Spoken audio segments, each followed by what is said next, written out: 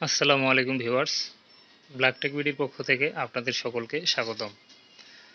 অনেকদিন পর আজকের এই পর্বে আপনাদের সামনে নিয়ে এসেছি Epson M3170 multifunction monochrome ADF একটি ডুপ্লেক্স প্রিন্টার। যে প্রিন্টারটি দিয়ে আপনারা একই সাথে স্ক্যান ফটোকপি, এডিএফ থেকে ফটোকপি কিংবা একই সঙ্গে বোথ সাইড পেজ অর্থাৎ ডুপ্লেক্স পেজ প্রিন্ট করতে পারবেন এবং যেটার স্পিড পাবেন লেজার প্রিন্টারের মতোই। অনেক সুপার ফাস্ট একটি প্রিন্টার, যেটা হচ্ছে এককালের প্রিন্টার।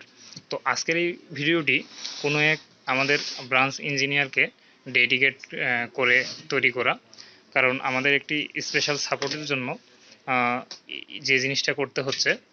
তো আমি আজকের ভিডিওতে সেই জিনিসটি আপনাদের সামনে দেখাবো। সেই সাথে আপনারাও আপনাদের যদি এই ধরনের কোনো প্রবলেম হয়ে থাকে তাহলে আপনারা নিজে থেকেই এই সার্ভিসটি করতে পারবেন। তো ভিউয়ার্স, ভিডিওটি দেখে সামান্যতম উপকৃত হলে আমার চ্যানেলটি সাবস্ক্রাইব করার জন্য অনুরোধ রইল।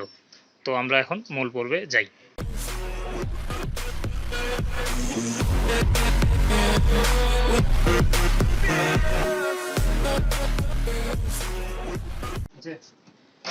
তো আমরা প্রথমে এখন প্রিন্টারটি আনবক্স করে নেই। আমার একটি নতুন প্রিন্টার, আমি এই প্রিন্টার থেকে দেখাচ্ছি। আর আপনাদের এই ইঙ্ক সিস্টেমটা কী জন্য চেঞ্জ করতে হবে সেটার কারণটা আমি বলে দিই।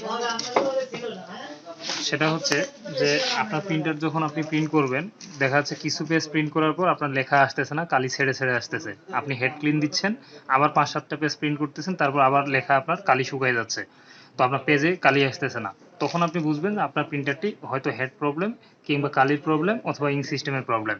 কিন্তু আপনি যদি ভালো কালি ইউজ করে থাকেন, এই সমস্যাটি যদি অতীতে না হয়ে থাকে, তাহলে আপনার ধরে নিতে হবে প্রথম কাজটি আপনাদের ইঙ্ক সিস্টেম সমস্যা। তো আজকের এই ভিডিওতে আপনারা পাবেন কিভাবে ইঙ্ক সিস্টেম চেঞ্জ করতে হয়। সেই ভিডিওটি আপনারা শেষ পর্যন্ত দেখুন।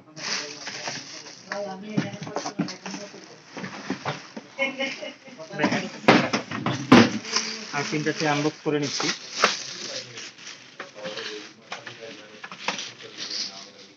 এটা আমার নতুন প্রিন্টার, আমি জাস্ট কিভাবে ইঙ্ক সিস্টেম চেঞ্জ করতে হয় সেটা দেখানোর জন্য আপনাদের সামনে ভিডিওটি তুলে ধরছি।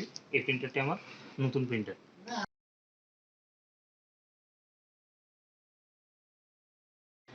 এই যে আপনার ইঙ্ক সিস্টেমটা কোথায় থাকবে, হ্যাঁ, আপনার ইঙ্ক সিস্টেমটা থাকবে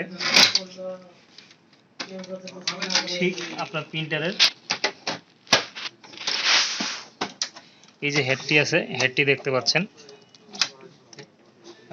হ্যাঁ, এই যে হেডটি দেখতে পাচ্ছেন। এই যে হেডটা যখন সরিয়ে নেবেন, হেডটা সরিয়ে দেখলে বাম পাশের গিয়ারটি একটু ঘুরে নিতে হবে। বাম পাশে একটা গিয়ার আছে, গিয়ারটা ঘুরালে হেডটি আনলক হয়ে যাবে। এই হেডটি আনলক হয়ে গেলে আমরা এই হেডটিকে সরিয়ে নিয়ে আসব।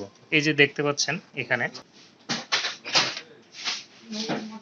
এই যে ভিউয়ার্স, এই যে আমার ইঙ্ক সিস্টেম, ঠিক আছে, এই যে আমার ইঙ্ক সিস্টেমটি দেখতে পাচ্ছেন।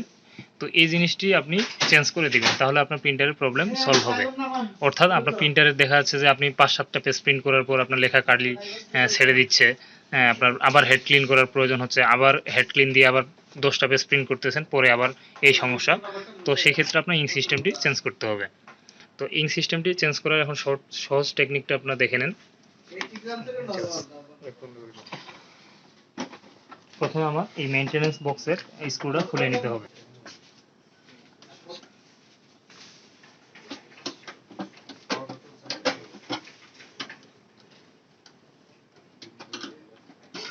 তো আমি যদি মেইনটেনেন্স বক্সটা খুলে নিই, খুলে নেওয়ার পর আমার কি করতে হবে, প্রিন্টারটি এইভাবে তুলে নেব। আপনাদের ইঙ্ক যখন ভরা থাকবে প্রিন্টারটি, তখন খেয়াল রাখবেন যে ইঙ্ক ট্যাঙ্কের লকগুলো যেন খুলে না যায়, কালি যেন ওভারফ্লো না হয়। তো এই জিনিসটা সাবধান করবেন। এখন আমার একটা স্ক্রু ড্রাইভার দিয়ে জাস্ট এখানকার সাইডের স্ক্রুটা খুলে নিতে হবে, কাজ করে নিতে হবে। এই যে এখানে, এই যে এখানে আমার একটা স্ক্রু আছে, এই যে কালো স্ক্রু দেখা যাচ্ছে, এই একটি স্ক্রু খুলে নিতে হবে। একটি স্ক্রু খুলে নিলাম, খুলে নেওয়ার পর প্রিন্টারটিকে আবারও এভাবে খাড়া করে নিলাম। নেওয়ার পর এখানে আরেকটি লক দেখতে পাচ্ছেন, এই যে লকটা, এই লকটা খুললাম। এই যে দেখেন খুব ইজিলি চলে আসছে, দেখেন ভিউয়ার্স, এই যে ঢাকনাটা কিন্তু ইজিলি চলে আসলো। এই যে একটা লক, এখানে একটা লক, আর এই লকটা,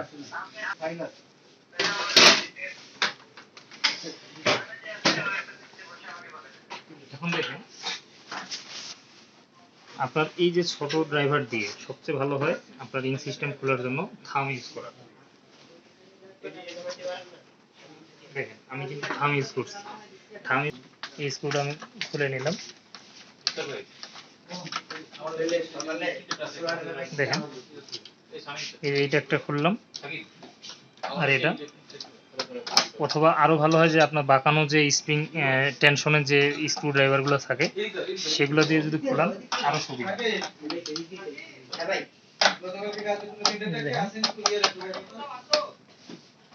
একটু সময় লাগবে ভিউয়ার্স, যেহেতু আমি শর্টকাটে কাজটা করতে চাচ্ছি।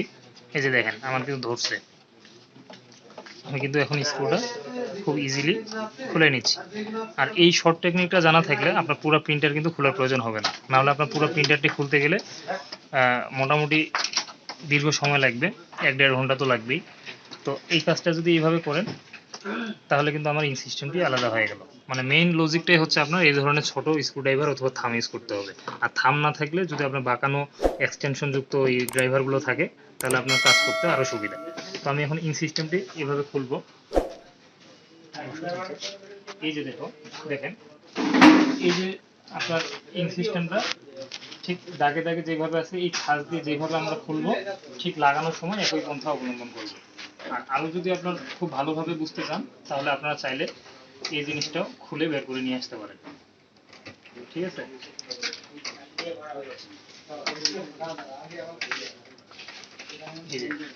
আমি যদি এই জিনিসটা পুরোটাই বের করে নিয়ে আসি তাহলে কিন্তু আমার ইন সিস্টেম নতুন করে ইজিলি লাগাতে পারবো। তো ঠিক একইভাবে আপনার নতুন ইন সিস্টেম এইভাবে ধরে যেভাবে খুলছিলেন সেভাবে লাগাবেন। তো আপনার এই ভিডিওটা থেকে আপনারা খুব ইজিলি ইন সিস্টেম খোলা শিখে গেলেন। সুতরাং আমি একটি লাইক, কমেন্ট কিংবা সাবস্ক্রাইব আশা করতেই পারি। আর ভিডিও কমেন্ট করে আপনারা আপনাদের যে কোনো প্রিন্টারের সমস্যার ইজিলি সমাধান পেতে অবশ্যই কমেন্ট করবেন। তো ধন্যবাদ ভিউয়ার সকলকে, ভালো থাকবেন।